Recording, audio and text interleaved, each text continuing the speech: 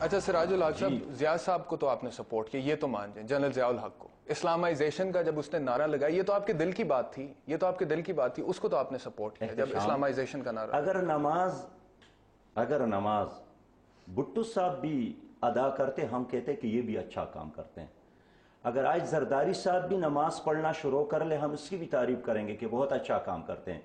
ضیاء الحق نے جو کام اچھا کیا ہے اس کو ہم نے اچھا کہا ہے، جو کام غلط کیا ہے اس کو ہم نے ہمیشہ غلط کیا ہے. اس کا مطلب ہے آپ پالیٹکس آف ایشوز کرتے ہیں. میں خود طالب علم تھا جب انہوں نے اسلامی جمعیت طلبہ پر پابندی لگائی، جب انہوں نے پیاسی پر پابندی لگائی، جب انہوں نے ہمارے لیبر تنظیموں کو ختم کیا، ہمارے لوگوں کو اغوا کیا.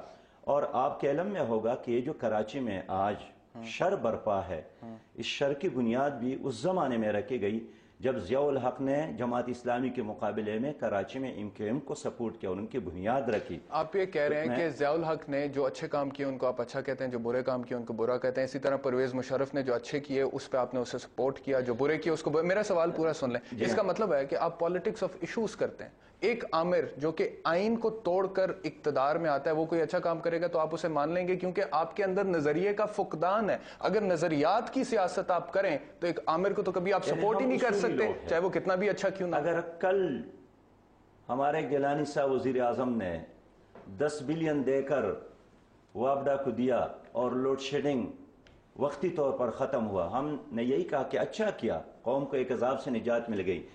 یہی پرویز مشرف ہندوستان گئے اور وہاں انہوں نے جہادی کشمیر کی وکالت کی اور وہاں اس نے کہا کہ جہاد علیحدہ چیز ہے اور دہشت گردی علیحدہ چیز ہے. ہم نے کہا یہ بات تو آپ نے اچھی کی ہے، تو پھر میری بات لیکن جب انہوں نے اپنے کندھے پر امریکی بندوق رکھ کر افغانستان میں طالبان کی حکومت کے لیے امریکیوں کا ساتھ دیا، پھر ہم نے کہا کہ آپ نے غلط کیا ہے.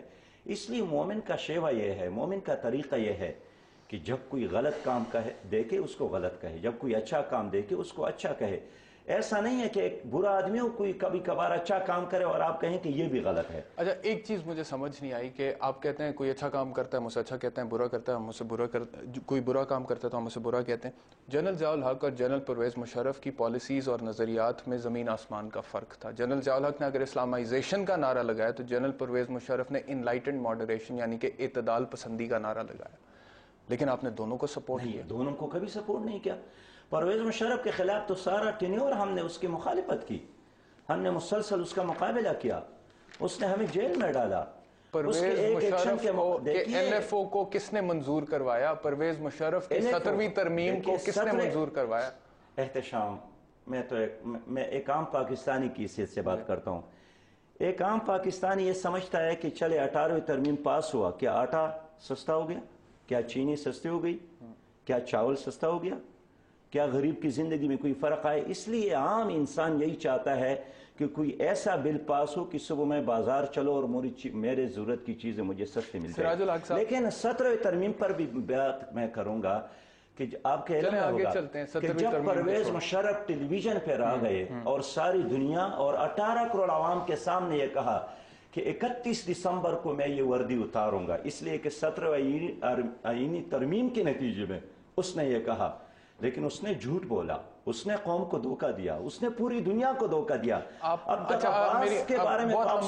میری بات بھی سنیں نا، آپ مانے نہ مانے لیکن پاکستان کی قوم یہ مانتی ہے کہ جماعت اسلامی نے جنرل ضیاء الحق کو سپورٹ کیا. اسلامائزیشن کا جب اس نے نعرہ لگایا، افغان جہاد میں آپ جنرل ضیاء الحق کے ساتھ تھے، امریکہ کے ساتھ تھے، رشیا فارمر سوویت یونین کے خلاف تھے. لیکن اس تمام عرصے میں میرا سوال سن، اس تمام عرصے میں ہمارے معاشرے میں جو دہشت گردی آئی، جو فرقہ واریت آئی، جو انتہا پسندی خون خرابہ آیا، جو ہیروئن کلچر، جو کلیشنکوف کلچر آیا، اس کو انٹروڈیوس کرانے میں آج آپ لوگوں کو افسوس ہے، قوم سے ندامت ہے؟ دیکھیں ضیاء الحق کے وہ کام جو اچھے ہیں، مثلا اس نے افغانوں کو سپورٹ کیا روس کے مقابلے میں، اس پر تو ساری دنیا اس کو تحسین. لیکن اس نے اگر ایون کو توڑا ہے، اس نے مارشل لا نافذ کیا ہے، اس کو کوئی بھی سپورٹ نہیں کرتا ہے.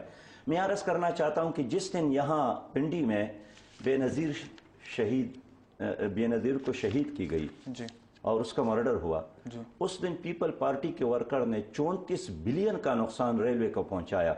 کیا یہ دہشت گردی نہیں ہے؟ بالکل غلط ہے اور ہم اس کی مذمت کرتے ہیں. یہی تو میں کہتا ہوں، غلط کو غلط کہیں، صحیح کو صحیح کہیں. اگر پیپل پارٹی والوں نے کوئی اچھا کام کیا، دیکھیں پیپل پارٹی اب آگے چلتے ہیں. اب پیپلز پارٹی پہ جب میں کروں گا نا پروگرام تب تفصیل سے پیپلز پارٹی کے اوپر بات کریں گے. فی الحال آج جماعت اسلامی کی بات کریں گے. آپ نے تھوڑی دیر پہلے کہا کہ آپ کے منشور میں لکھا ہوا ہے کہ ہم اقتدار حاصل کرنے کے لیے کوئی چور راستہ اختیار نہیں کریں گے، جبکہ جنرل ضیاء الحق کی کیبنٹ میں پانی، اطلاعات، پاور اور نیچرل ریسورسز کی وزارتیں آپ کے پاس تھیں. یہ چور راستہ نہیں ہے؟ دیکھیے قومی اتحاد کی حکومت تھی، وہ جماعت اسلامی کی حکومت نہیں تھی.